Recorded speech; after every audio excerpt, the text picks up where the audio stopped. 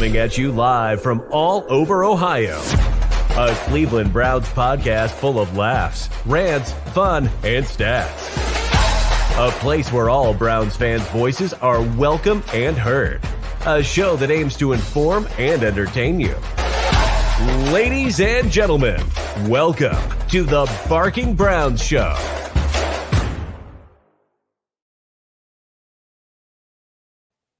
Good Tuesday evening to all of you out there in Cleveland Browns land. Welcome into episode 125 of the Barking Browns Show. I'm Jacob. That's Nick. That's Casey. We're brought to you as always by our friends over at Homage Apparel. I got my Heart to Fart shirt on, one of my favorite Homage Apparel shirts on the market, nice and soft. We got the Joe Thomas over there. We got a link in the description down below. Go check out Homage. That more than just the Browns, all 32 teams, NBA stuff. Get yourself ready. We are on the eve of the return of the Cleveland Cavaliers, so get yourself ready for that season as well. Go check our friends over at Homage today. Gentlemen, how are we this fine Tuesday evening?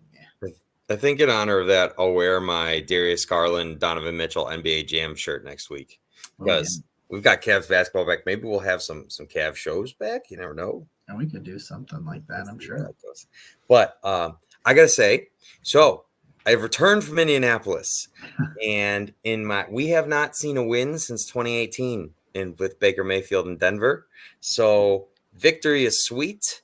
I don't care what the vibe is. The Browns have only been 4-2 3 times since they returned to the NFL in 1999. Indianapolis is awesome. That stadium is awesome. Build me a dome, please. Okay. There were a ton of Browns fans there. Lots of tailgating, which is really cool because Indy's like. They just like their tailgates are just built into the neighborhoods. So it's like somebody's random regular house is just chilling there. And right next to there's an empty lot with a bus in it. And there's just people filled tailgating. It's just it's a unique type scene they got in Indy. It's a lot of fun. So props to them. They got a great stadium and they put on a great show and the Browns won it. I'm doing great, man. Today was my 9th anniversary. So me and the wife got to kick it all day. No kids, had the house to ourselves, went out. I even put a real shoe on and walked today. So, big steps for your boy. Let's go. And dude, I'm just so happy that we do this show a day removed. You know what I mean? There's a buffer day because I'm in a different place right now than I was yesterday, than I was coming off the game Sunday. I have more perspective. And I'll have more to offer that's actually constructive this evening instead of destructive. And I think that that's better for everyone. Yeah. That's we talked about this, Casey, but pregame just that was part of the whole design of this show being on the day that it is like, we're not going to come on Monday because we'll say some ignorant things because it's just, you're so emotional either way. From the loss or a win, whichever one, you're going to be really high, too high or too low or something like that. Whereas like you give it a little bit of time, you can, like you said, you mellow out. It's fun to do the post-game show a couple hours after the game. Of course, I enjoy doing that. And that really allows you to just live in the moment. You're not looking forward because when we talk about, and we're going to talk about the quarterback position and the quarterback questions here for a majority of the show, because we have amply named this episode, the Browns have major quarterback questions again. And, but you're not thinking about that stuff right after the game. And then you kind of let it set in on Monday, and then Tuesday, you're kind of like, there's some wild ass conversations going on the Twitterverse right now from how I understand it. Yep. So, it's just drama seems to follow the quarterback position in Cleveland, and I'm kind of sick of it. But guys, let's talk about this game first. Let's take away the Deshaun Watson situation. Let's even take away the quarterback situation, and let's just talk about the win over the Colts to get us where we are, to 4-2, which is, man. It's 4-2, right? Like you're like, okay, you're sitting here in this situation. And listen, before I say anything, because this has now happened in 2 back-to-back weeks in our mentions after post-game shows. If you're going to come and cry to me about referees, I don't give a shit. I do not give a shit. Do not comment the bullshit in my comments. I don't want to hear it. I don't give a fly in hell because I have watched I watched officials tell me that the Redskins had the football when I saw it in Duke Johnson's hand. So I don't give a shit. You know what I say? And I talked to a friend of mine today.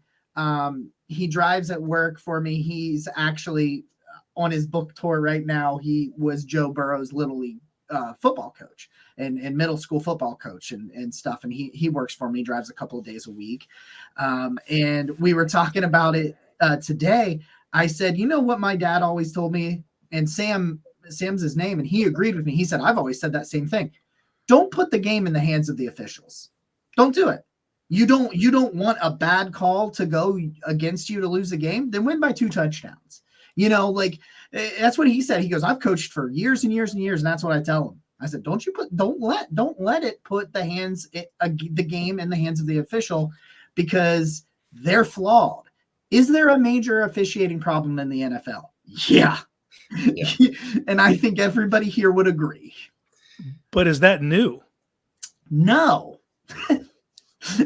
Exactly. So like there's been a lot of butthurt people in our comments calling us losers and things like that for enjoying this. But guess what? It is really, really stinking hard to win in the NFL. So every time the Cleveland Browns win in the NFL, I'm going to enjoy it. Yes, I'll be a little bit melodramatic and talk about the quarterback position here in a little bit and talk about stuff we don't want to talk about coming off of a win, but it's super awesome that we get to talk about this stuff coming off of a win and being 4-2. So I just wanted to say that. Okay. Well, I just want to say too, happy anniversary, Casey. And it's still here tonight. Despite that, what a guy. You're a trooper. Oh. Through injuries, through events, I'll be here, boys. The USPS always delivers. Let's go. You gotta excuse me too. My voice we were doing a lot of Here We Go Brownies chants as we were coming in and out of the stadium, which is a nice. We haven't gotten to do the walking out Here We Go Brownies and a lot, like doing that at Mile High. I can't tell you what that was like, and so it was like just doing it again. The Colts fans were actually pretty cool. I was expecting a lot more anger from them, which it seems like you guys got on YouTube. A little bit, yeah. What? They're pretty salty. Hey man, you know what? Nobody's coming and crying about all like I'll never forget Rashard Higgins getting speared by Dirty Dan Sorensen. Emphasis on the dirty, because they certainly emphasized that was his name afterwards, and nobody comes crying for Cleveland when things go like that. So I don't want to hear it. It just, you know what? Every team is on the receiving end of bad calls. I'm not going to act like it only happens to Cleveland, but it certainly feels like Cleveland has gotten their fair share. So as far as I'm concerned, this is a little payback for all those terrible, awful nonsense, just clear first downs that aren't first downs, reversals and countless things. I don't want to. I'll never forget when they got the first down by like 4 inches and they called it short. Or I was like, it's past the sticks. I remember against the Raiders, I think it was Nick Chubb when the Browns were trying to win Baker Mayfield's first official start, and they called it a first down. I think they moved the chains, and they were getting ready to. They moved it back, yeah. And then they decided they were going to move it back.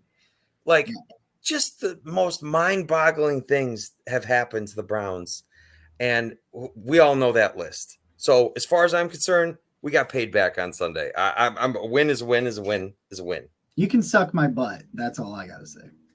But they won though. They won. So we should emphasize that. We should emphasize the fact that they won. What do you got? And our friend throwing in a little bit more compensation for us. We really, really, really appreciate you in here every week talking with us. So thanks for coming in. And I think you said it best. Everybody acted like Sunday was a funeral. We won. Relax.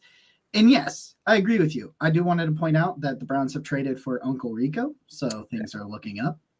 Things are looking up. So let's talk about that. Let's talk about the wins. I want to start in a place that I never thought I would be in. So I'm going to look into the camera, directly into the camera, and apologize to Jordan Elliott, because my man has been pretty good.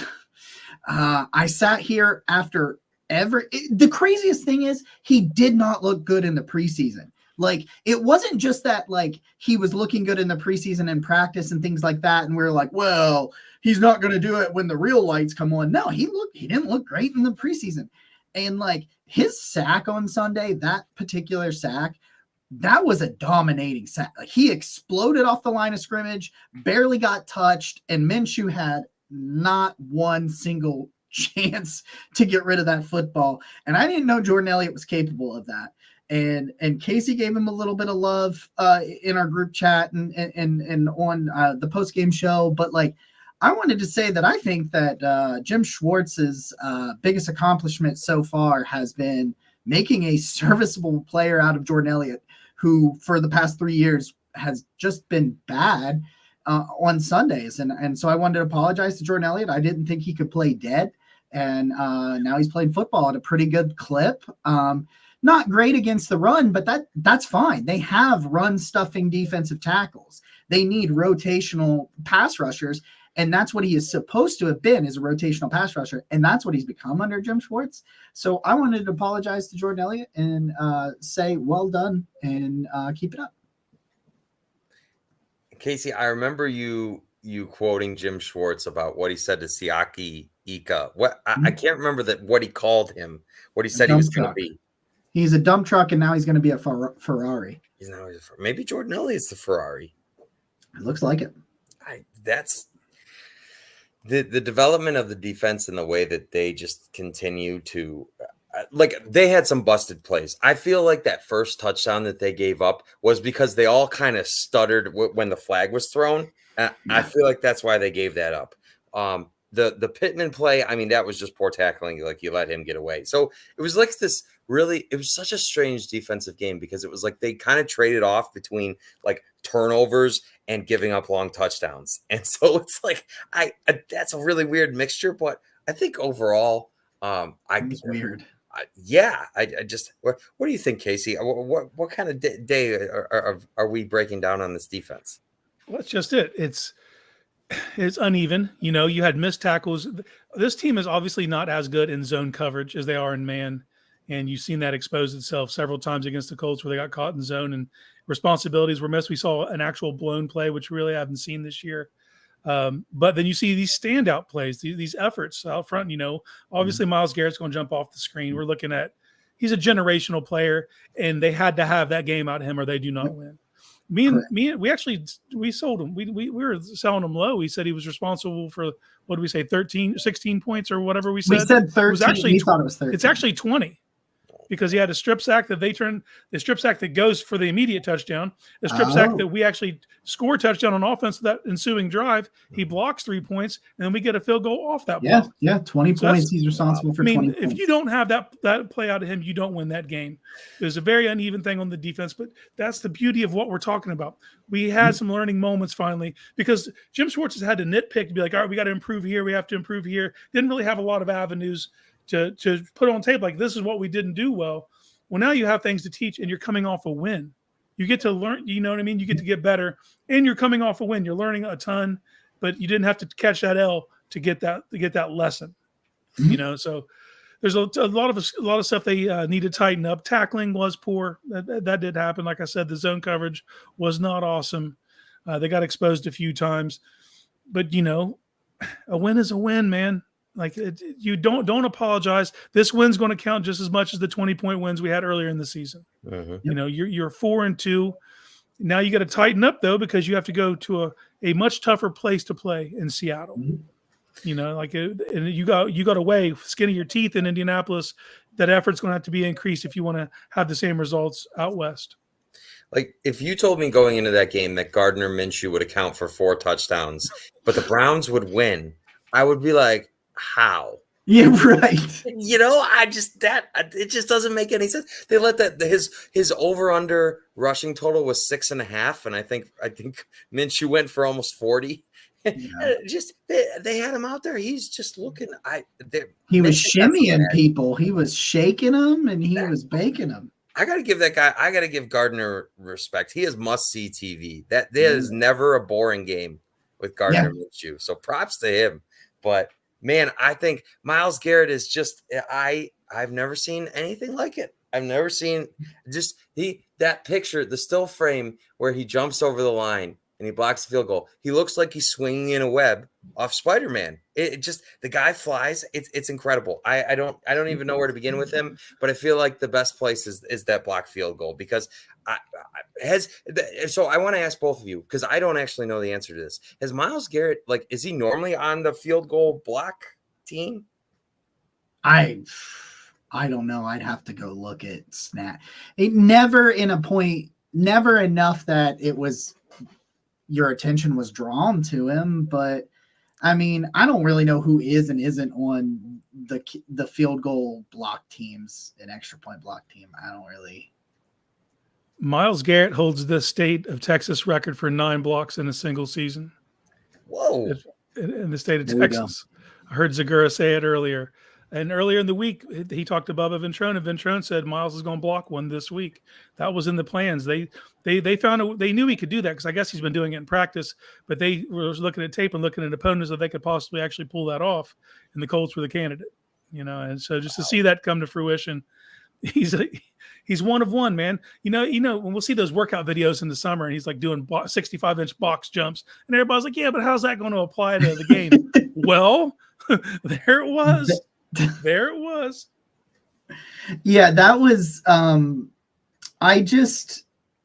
wish that like I had been live streaming or something when that had happened, because I'm sure my reaction to it was probably like totally unhinged. Like I just remember just going, holy shit, he blocked that.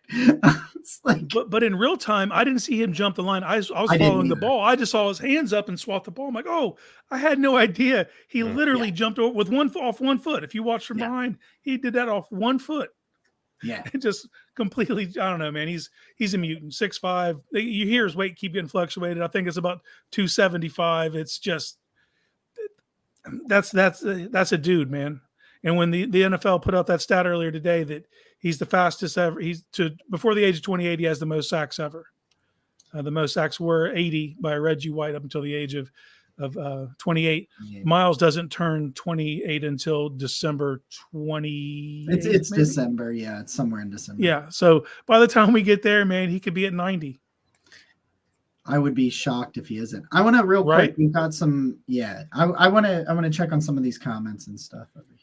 I just want to say, as you look at that, Jacob, that you got to factor in too. It's like Myles had that ankle injury his rookie season, and he also had the suspension in the back half of another year. It's crazy to think about what could be. He got although he's I feel like this is peak Myles Garrett. Like we'll look back at these couple, like this window of years here, and just say like that was I can't ever think about like a first overall pick. Like he just exceeds every bit of the hype that comes along with it, and it's amazing to watch week in and week out. Yeah, that's so rare too. That's so rare that someone exceeds the hype when they have that much hype coming into it. You know what I mean? Like this is someone we're going to look back. Every generation has that guy. For me growing up, the guy who raised me, he was telling me about Jim Brown, what he was like. Mm-hmm. He got to experience that. We're living in the age of Myles Garrett. Mm-hmm. And I feel the same way about Nick Chubb, that we're going to be able to, like years from now, we're going to look back and be like, yeah, I got to witness all of that. Like embrace it because we're lucky. It's really going to be special. Yeah. And the whole TJ versus him versus Myles debate. Well, I'm not even getting into that, but I'm saying being able to debate that sort of thing is watching greatness because they are both very good players. And the fact that, and then you add in, Micah Parsons, of course, deserves to be somewhere in that conversation, and Max Crosby. And you get to think about those sorts of things in that like grandiose, like very like grand scheme of things. And you're like, yeah, we're watching some, we got to witness LeBron for all these years. And obviously he's still going, but like, yeah, that's really cool. I think when you get to step back and be like, here's some one-of-one guys that we watched during our lives. Who's responsible for believing this was a good quarterback room going into the season? I mean, you think, and you still do, most people still do, that you have a franchise quarterback. And you're never expecting your franchise quarterback to get hurt.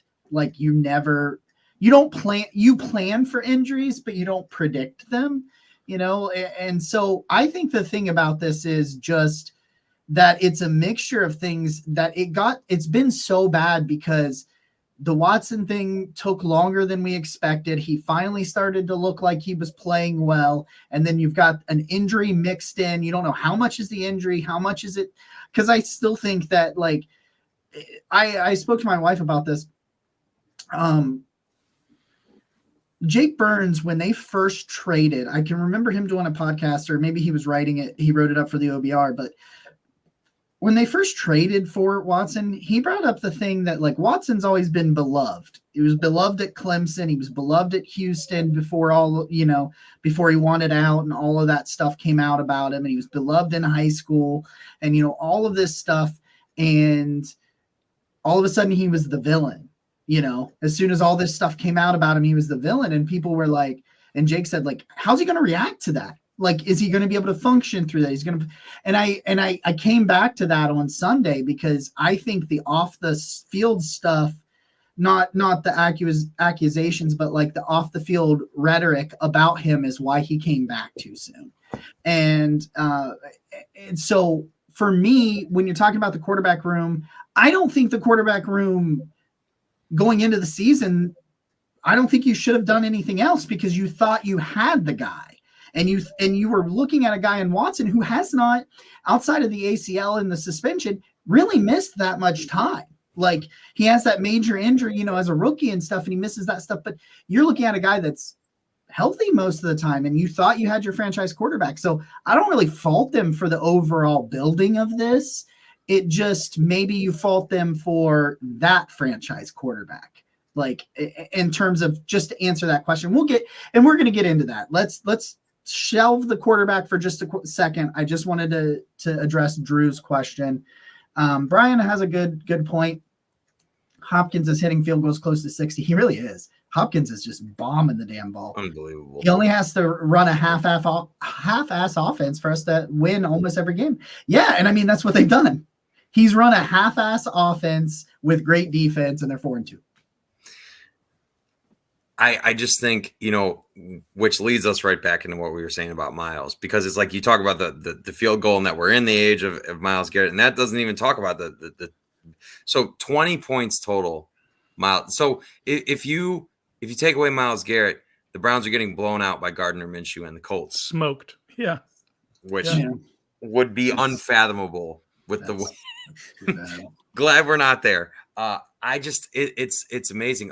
We were talking pregame and we were saying, the Browns could score a defensive touchdown today. And it's like, just starting to think about and the turnovers are coming. I think we said early in the year that we knew the defense was playing really well, but they weren't getting the turnovers. And now all of a sudden, as that's happening, I think we're kind of getting a little taste of how Pittsburgh's been able to win so many games with let's just be honest. Like, Ben, it was not any stellar down the field passer for like the last 3-4 years. Yeah, definitely the last 3. He was a shell of himself the last 3. So, but they won. They kept winning because the defense got turnovers, put the offense in good positions. So even though you had fading talent on offense, and in our case, limited talent at quarterback play, you can find ways to win. And it's amazing. I love this. I love seeing it's like in a league where offense is so emphasized. The defense is just, and Myles Garrett creating those turnovers, getting that touchdown, the ball being out in the end zone. It's like, because we knew when they were pinned back there, like, oh, there's a chance.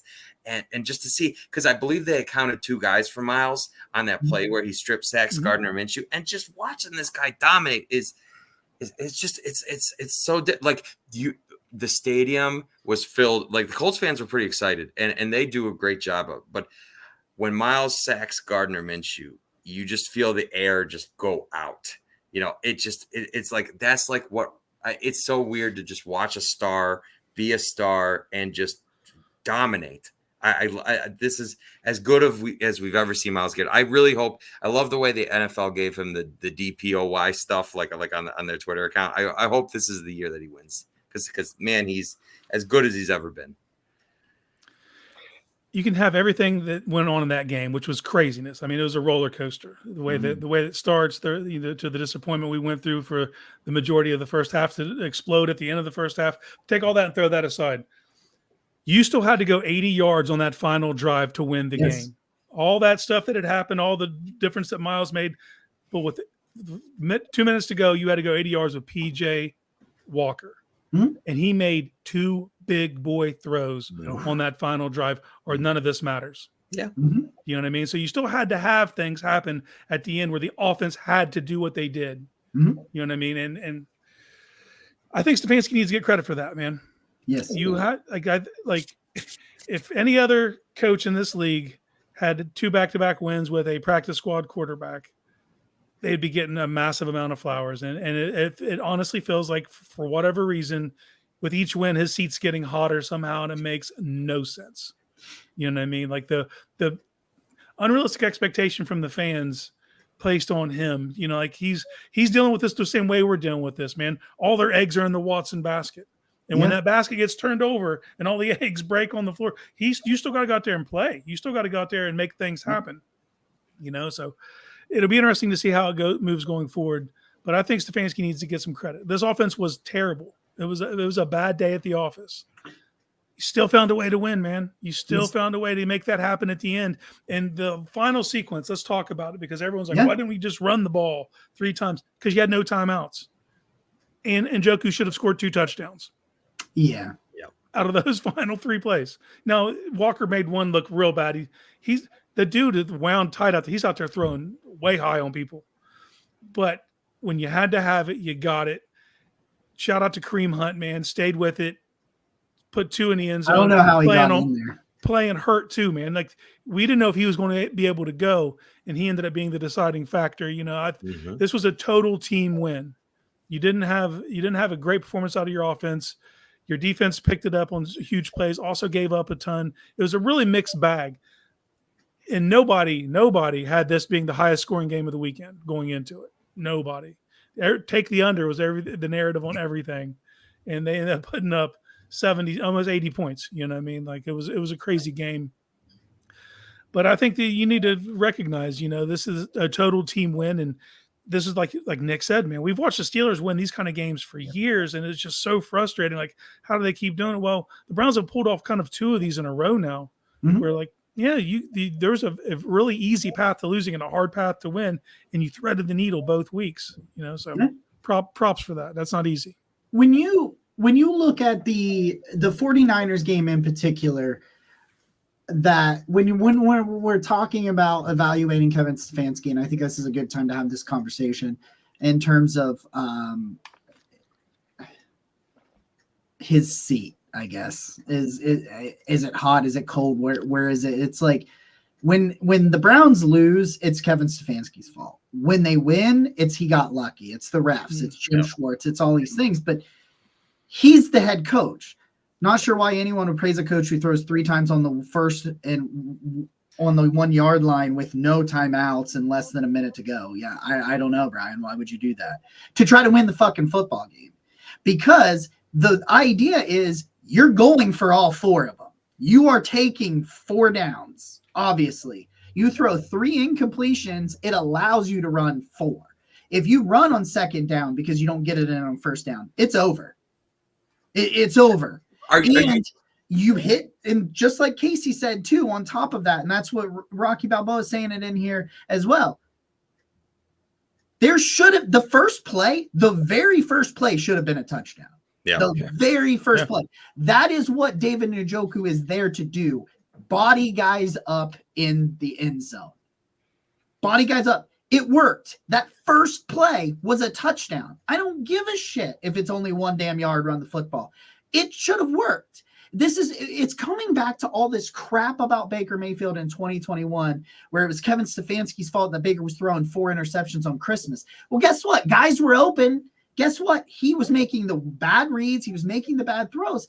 I don't know. Like, I get it. I wanted them to run it on 3rd down after the first 2. I did.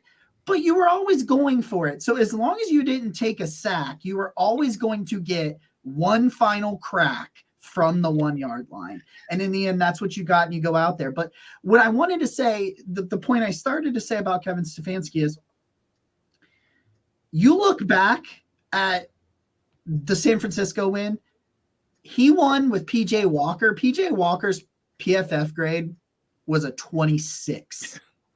It was a 26, and yet he's getting absolutely no flowers. Absolutely no flowers. But yet, it's like, if he, like, this is the, I don't get it. I don't get it. People want him gone so bad, and it doesn't make any sense, because the thing that infuriated me on Twitter, was the fourth down play. It's like, everybody's like, why are you running that? Ford should have had a touchdown on the fourth down play. Not just a first down, a touchdown. Oh, yeah.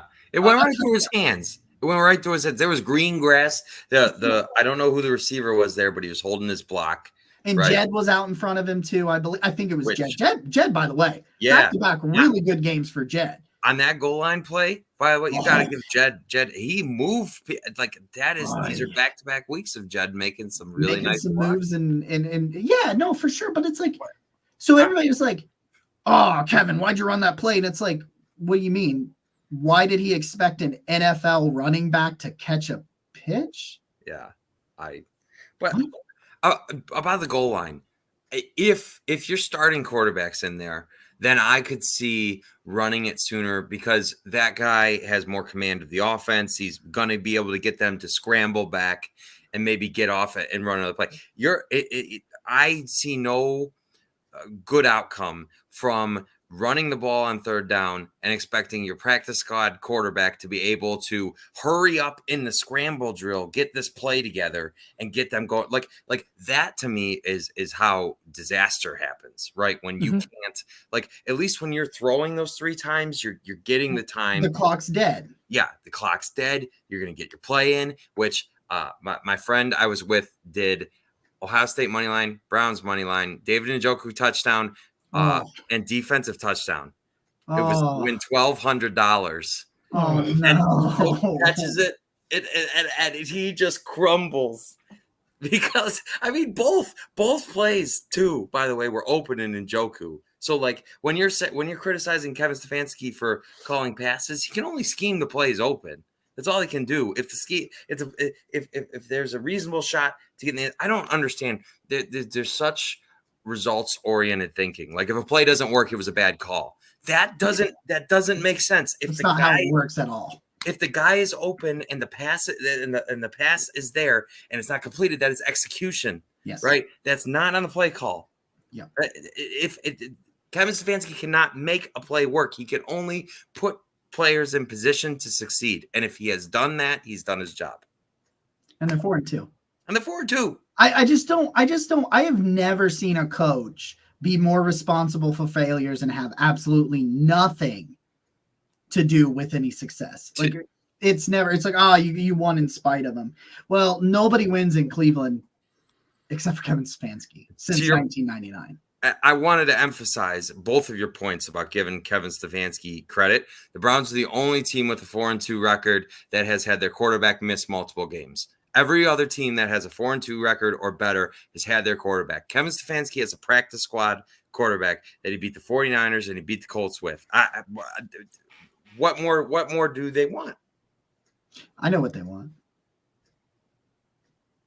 Let's talk about the quarterback. All right, let's go. We've all been thinking about it. So I love it because it's like, let's talk about the game. And it's like, no, it's like, we'll talk about some aspects of the game, but we got to talk about the quarterback position. Well, there's a cloud over top of all this, and it's the quarterback. So I had a conversation. Yeah, exactly. It's Thanos, right? I am inevitable. But like, I had this conversation with Jake Burns because I listened to his opening monologue on Monday, just kind of like where he was just laying it out in the end by saying like, hey, it's really hard right now because none of this really matters that much if they can't get better quarterback play. Yes. It's not that they have to have top 5 quarterback play. Like top 5 quarterback play would make this an instant contender on every definition of the word, because the only thing right now that I have a major issue with, like major issue, is the quarterback position. Like there are other positions where, like, maybe they could use a little bit of help here. Like maybe they should get some more insurance for left tackle. Like there's some questions around the roster, but if I'm looking at this roster and I'm like, what on this roster says they're not a Super Bowl contender? It's the quarterback play that they're getting. They're EPA-wise, statistically, all of this bullshit, they're basically 32nd. They're 31st, 32nd in pretty much everything. And that's not just Watson. That's also DTR's 1 start and PJ Walker in a couple of games. And they're 4-2. That's what I keep coming back to. And when I keep coming back to, and I've had this conversation with you guys, it's like, I want to be, I'm hyped, I'm excited, but I'm also a little, I don't know, annoyed, irritated, or concerned about moving forward with this, because you're not going to keep winning like this. You've got to get better quarterback play. You only have to get like top, 20 maybe, average quarterback play, maybe top 20, somewhere in that range. And I think they can contend, because when this defense is right, it is very freaking good. And the offensive line the last 2 games, after we talked a whole bunch of shit on them during the bye week, they've been pretty good. Jed's been really good for 2 games. Jed is out there playing hard. Like he is out there playing hard, and that's what we wanted. The guy that really needs some flowers is Big Thanos on the right side, because he let 1 pressure and 40 pass snaps this week. He's been, that's right. I have a oh no, I deleted my Twitter. I deleted my Twitter and I had a saved stat about Dawand Jones. Can somebody, one of you, can you look up, go to Sam Munson from PFF. He tweeted something out today about Dawand Jones. If you can go read that stat for me, because that's what I wanted to say. I'm like, oh my God. I literally just realized that I deactivated my Twitter, so I don't have the ability to show you, to read that number. So anyway, go ahead. Did you find it? Do you got it, Casey? No, I'm on Monson's page. I'm looking for it. Me too. He gets busy though. He does. He's got 1,000 tweets on here. Yeah, but my point is, like, they're getting enough out of the running game. Although their running game is super boom or bust, because they have a lot of boom plays and a lot of bust plays. Go ahead. I got it. So he said 5 rookie tackles have played at least 250 snaps this season. Browns right tackle Dawand Jones has allowed the fewest sacks, 1, and joint fewest pressures, 10. He was drafted in the 4th round. Mm-hmm. So, here's one for you. You guys ready for this? I love this stat. ESPN released receiver tracking metrics that went live today. And basically, they're looking at what they call an open score, how open they are, or the likelihood a receiver would be able to complete a catch, conditional on if they were targeted. And the 5th best is Elijah Moore. So people are open. People are making plays. If the quarterback room was playing up to standard. So when I look at that, I'm like, I'm not even asking for very much.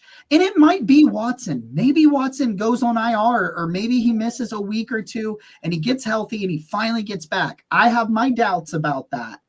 But if they can just find a way to elevate it to average, they can win this division. They can maybe win a playoff game, and we'll talk about some options here in a second, but that's where I am. Where are you guys overall on that line of thinking? I know Casey has a plan, and so Casey, I'm all about it. All right. This is what I would do, and it's not what I think they will do, but I think that the only path forward right now, and it's a combination of letting Watson get healthy and squash the noise, you got to put this guy on IR. Yes. You put him on IR, that puts him on ice for 4 weeks. It kills the noise. You don't have to answer the questions, at least for the next 2 weeks. You get outside of that. But you have to address the talent in the quarterback room. They have to go get a guy that has an actual ceiling. Because even though you've gotten by these last 2 weeks with PJ Walker, you can't have expectations of winning like this consistently. Like this, and obviously, man, my anxiety can't take it. Let's just be real. Like I might die of a heart attack. Your boy might not make it to see the end. So I look around the league. You got to find someone that gives you some sort of ceiling. Now you can't just go pluck a guy and he's starting this week. That's not reasonable. So you're going to have to roll PJ, I'd say, for 2 more weeks. You go the IR route. You go pluck a guy, get him up to speed, send PJ out to Seattle, probably at home against Arizona. Now, if you split those games, I think that's success. Mm-hmm. If you're able to split those 2 games, that's success. And then you have to have a guy in place to start the next 2 games, which I believe are at Ravens and home for Pittsburgh. I think those are your next 2 after Arizona. Yep. And then after that, we can address the Watson thing, because until he's physically right, man, it's mind-numbing to do this cycle. I've seen all kinds of things like, it isn't his shoulder, it's his mind. Now, I'm not saying doesn't have problems up here. I'm not saying there's no problems between the ears. There obviously is. He's clearly affected in his shoulder. He can't put anything on the ball. His balls were dying. He was at people's feet. The ball was hanging in the air. That's not indicative of the 50 starts that I saw when he was in Houston, or even what he looked like up until week 3. Physically, he had the arm. Mm-hmm. That shoulder is not right. Now, you spoke to it earlier about like what got him back earlier. I think it was pretty hard for him to stand on the sidelines against San Francisco, see what they did against San Francisco, and say, I need to be a part of this. Yep. And he rushed himself back, and it was too soon. Now, there's a whole subset of other issues that they need to take a hard look at the way they allow their quarterback to decide whether he can go or not. That's been the way since 21 with Baker, when Baker was deciding whether he was playing or not. And I think Stefanski has autonomy over the rest of the roster, but for whatever reason, he doesn't have the power to say, no, I'm sitting you this week. Because that was the whole, remember the adult in the room conversation? Yeah. Mm-hmm. Stefanski needs to be that. He needs to be able to have the autonomy to say, no, sir, you're not playing this week. I don't think you have they're like, he's saving his franchise quarterback. No, save your team. Save the team. That dude was not ready to go out there. And until he is, you can't play him. You just can't. I understand that you have to play him if he's right. But until he's right, man, we don't even need these conversations. They need to go and find a guy that has at least a ceiling. Walker, you've been getting it done with PJ Walker, which is exemplary because there's not a ton of tools there. There really isn't. There's toolsy guys that are sitting on benches right now that could do a lot of good for this team. And do we want to get into those candidates? Well, yeah, we could. I mean, however you want to. I think let's do that in a second. I just want to add to the Watson conversation. I think PJ Walker gave the Browns a better chance to win yesterday. When Watson threw that first interception, my friend looked over to me and he's like, that is the slowest ball I've ever seen thrown. And obviously that's hyperbole, but the point is, like, you could just see it's just kind of casually going down the field. Like, that is not that clearly Deshaun wasn't right. And Casey, I think you make a great point about whatever this like quarterback, you know what? The quarterback deciding if he was going to play didn't work last year. And newsflash, the quarterback deciding if he's going to play isn't working this year. So you got to at some point say, enough of this. We need like you have eyes. If you see the dude throwing the ball and there's no mustard on it, then you got to tell him you are not going today, dude, because I genuinely believe that PJ Walker gave them a better chance to win. And when he came on the field, I was like, okay, because when Deshaun almost threw that second interception and thankfully they bobbled it, I just look at it. So we are never winning this game with this type of play. We're just not. And the ball flew. So I agree. I think Deshaun rushed back. I think he is feeling the pressure. You've got his quarterback coach sparring with members of the media. It's every year there is just some nonsense happening on social media. And so it's like when his quarterback coach is getting involved, he's right there alongside it. I can't imagine how difficult it is to tune out social media, but you got to tune out this because it is nothing good. Nothing good comes from looking at what people are saying about you right now. Nothing good. So I'm sick of quarterbacks having camps.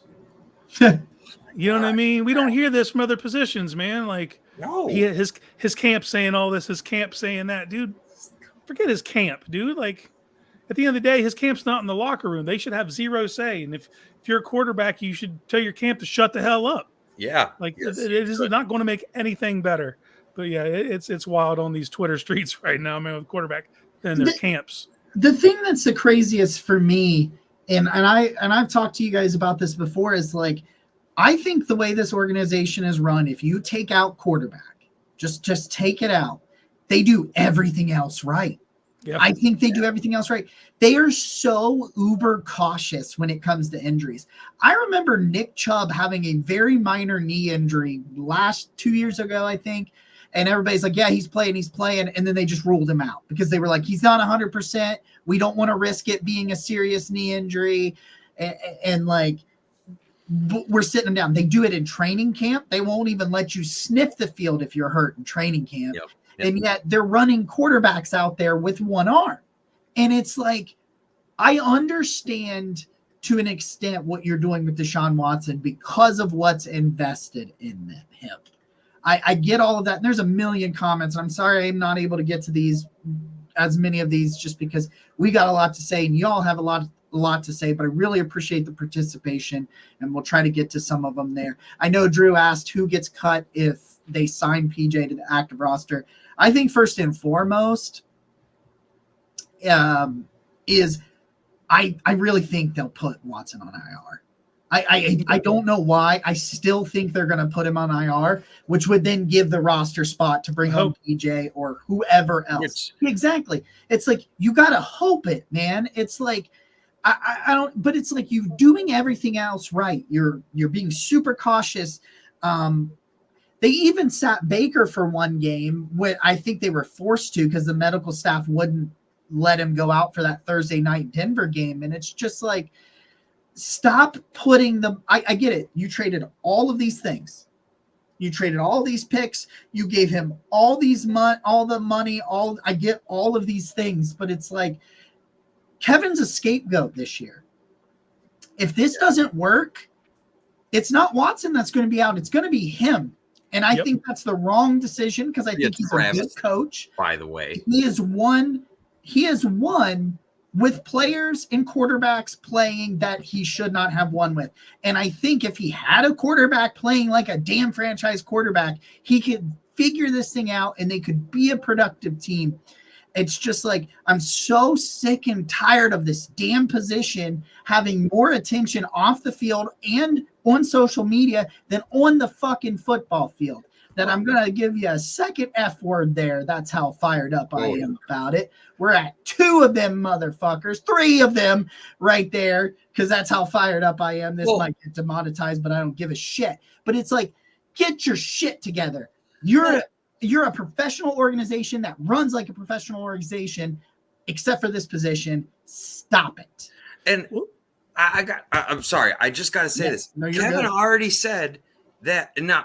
I'm fully in Kevin's camp, but Kevin already told them that Deshaun's going to start next week. Ian Rappaport already reported that Deshaun's going to start next week. So if he goes to IR, you again have this like weird, like he's going to start, he's not going to start. Like, how do it's the one blind spot in the whole thing. It's like, again, the messaging is just nonsense. And I just I don't get it because you do so many other things well. And this is a clown show. It just, honestly, it is. Because if you do the same thing again, where you say he's going to start and you already, like, how confident are you in this dude if you're saying after the game, he's going to start next week and then he would go to, So, Casey, I'm sorry. I just had to say that.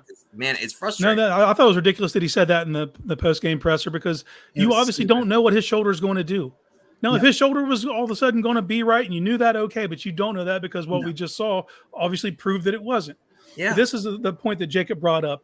This season, no matter what happens, this is the season Stefanski's going to be judged on, and he's set up to be the scapegoat if it doesn't go well. He has to know that. And by knowing that, take the reins, man. Go out on your shield. You do it your way. You don't let the quarterback decide jack, man. This is on you. You're the one whose head's on the chopping block, not him. So if he doesn't give you the best chance to win, you have to have the stones to tell him you're not going today. And I hope, Jacob, I hope you're right. I hope they put him on the IR and allow him to get fully healthy so we can actually judge what this actually is. Because until he's fully healthy, we can't judge this for what it is. And there's sucks. receivers open that aren't getting hit. And there's all kinds of things happening. But it comes down to the quarterback play. That's the elephant in the room. So it's unfortunate because you paid $230+ million to not have these questions, and we are stuck with these exact same questions. Like that's why you paid all that money, is to not have to worry about that position. You can roll the guy out there. And obviously hindsight's 2020. Had they known he was going to miss time, Josh Dobbs wouldn't have been traded. You know what I mean? They were counting there, I agree. And Josh Dobbs would give you a better chance to win, and we wouldn't be having these discussions. He could at least hold court, and then you'd probably feel better about putting Watson on IR. I think it scares him to put Watson on IR because then he's not available for 4 weeks, and you have to tread water with PJ Walker or Dorian Thompson-Robinson. I think that's where they're at. But there's still 10 days before this trade deadline. We're not now. I think we're less than a week. My bad. We are 7 days from that trade deadline now. Which is going to line up perfectly with the show, by the way. Catch us here. That's why they did that. Deadline. Look at you go. Get just that salesmanship right there. Yeah, that's why they put it at the 31st. They knew we were going that night. They know where the bread gets buttered. You know what I mean? They're not playing around.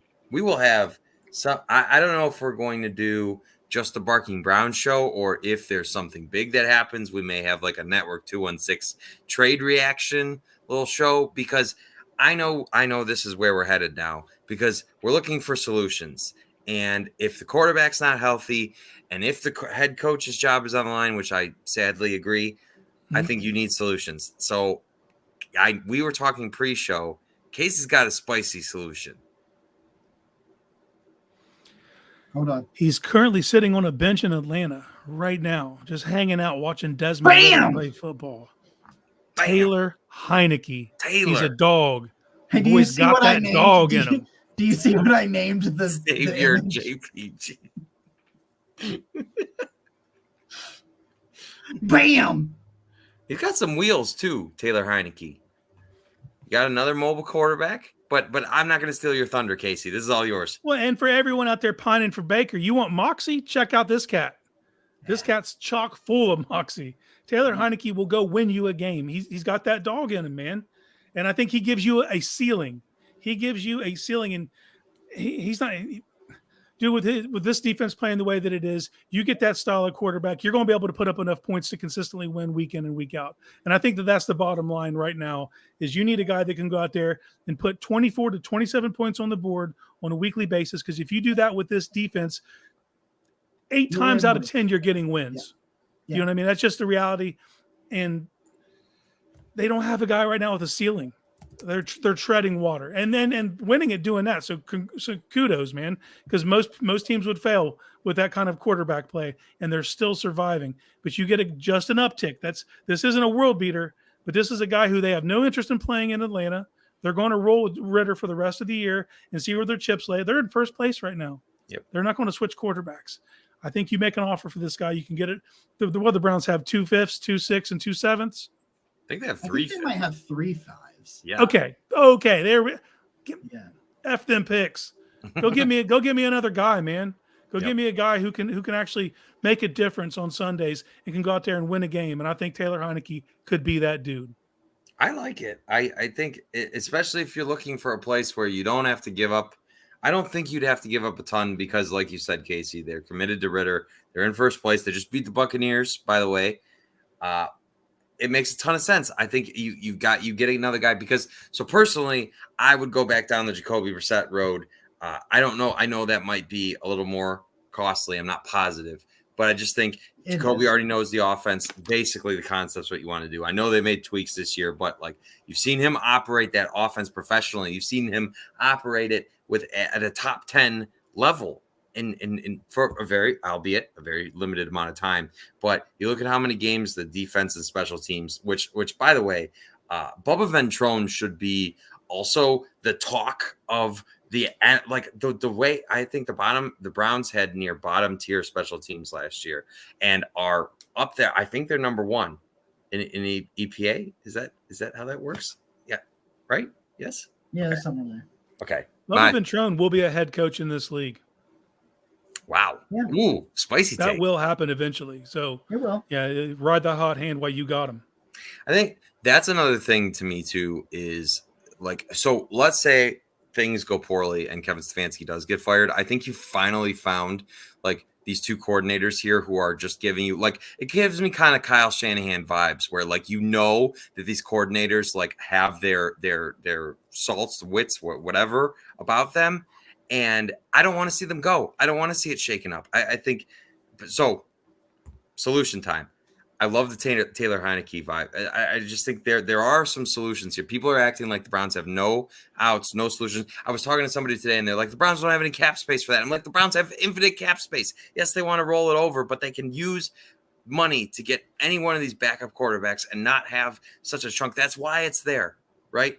The disaster scenario, we talked about this in previous episodes. We said in a disaster scenario where you got injuries and you need to add salary, you have the ability to do so. Andrew Berry set them up to do that. So I don't care if it's Jacoby Brissett. I don't care if it's Taylor Heineke. I don't care if it's somebody that maybe Jacob's going to bring up. I'm not sure. Malik Cunningham.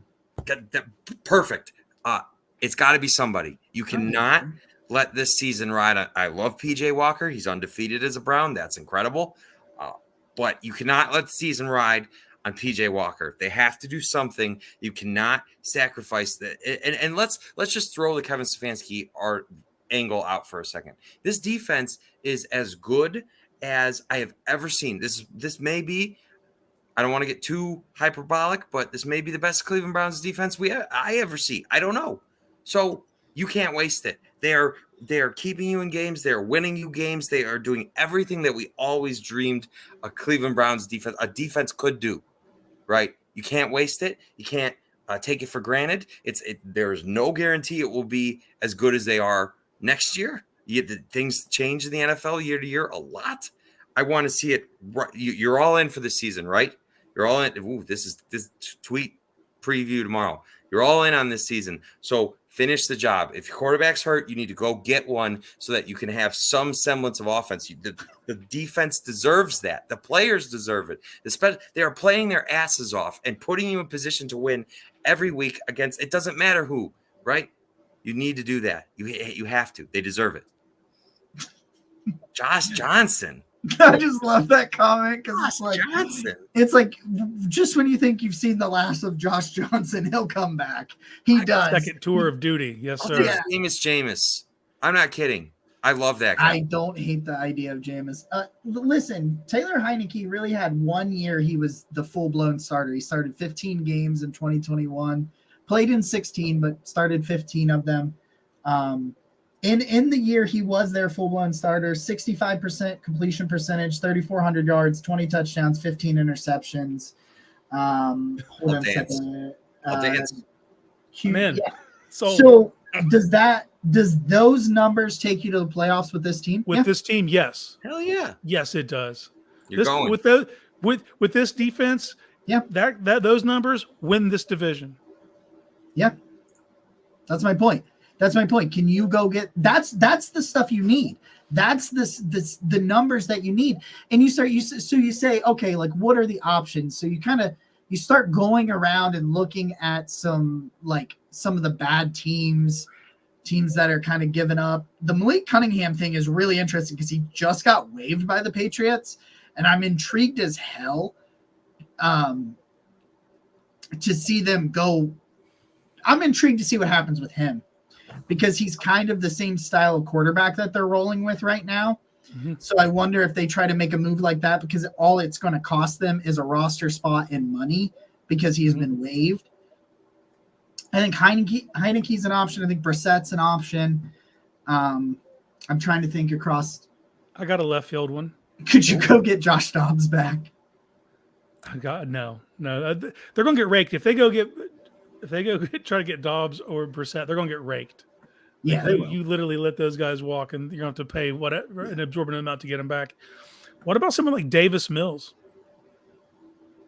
Yeah, I mean, because they have Case down there. Yeah. They got Or Case Teddy Keenum Two is- Gloves. Yeah, Josh says Teddy Two Gloves in Detroit. Okay. I think there's options because it's These like, are all better options than what we have. I think that's what we're that's the getting at. point. They need to upgrade to an average guy. I get it. Yeah. In Keith's in the comments saying they need a starting quarterback to win the division. Yes. No, they need quality quarterback play. And you're not going to get a quote unquote starting quarterback right now. You're going to have to go get a backup quarterback that is better than what you have. Like, you know what I mean? Like, you've got to go get a backup quarterback that can be average. Like, even if you go and get, you know, I know somebody mentioned getting Case Keenum and bringing him back. And I know as our residents, Case K going on down here, I know you're pretty into that idea. But, like, there's dudes that have been around the league forever that can be average. Just go get one of them, damn it. You know what?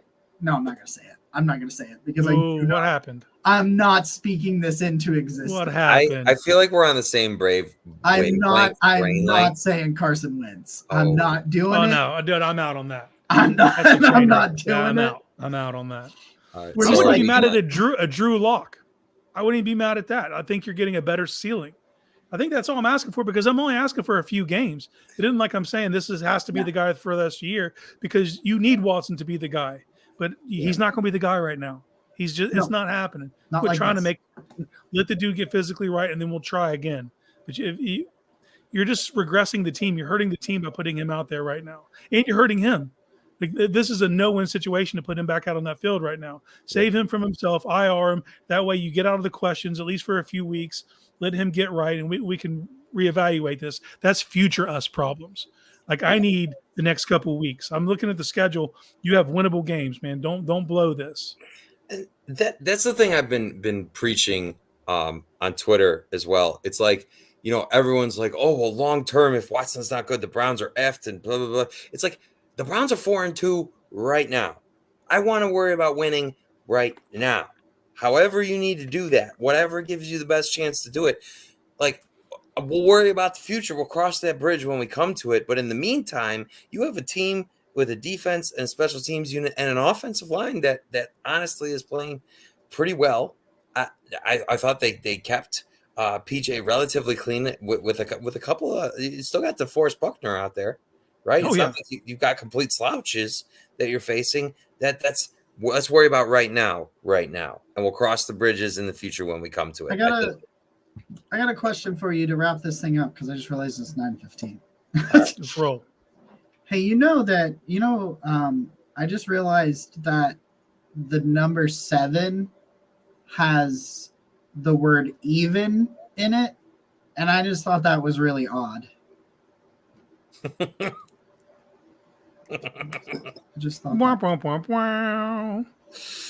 With that said, this was odd. we are going to be here for trade deadline reaction, good or bad. No matter what, we will be here. Oh, God, I'll have my popcorn, and we'll have Cavs basketball by then. It'll be never know. We could be real. There could be – I'll get the champagne. If they trade for a quarterback, I'll get the champagne. I'll pour it out. We'll drink some champagne to maximizing the season. If they trade for Taylor Heineke, I will buy his jersey. And we'll get to play Casey's clip. Oh, man, well, that would be fun. Okay. All right, let's do it. This has been episode 125 of the Barking Brown Show. And Nick, it's Jacob. He's Casey. Go Browns. Yeah.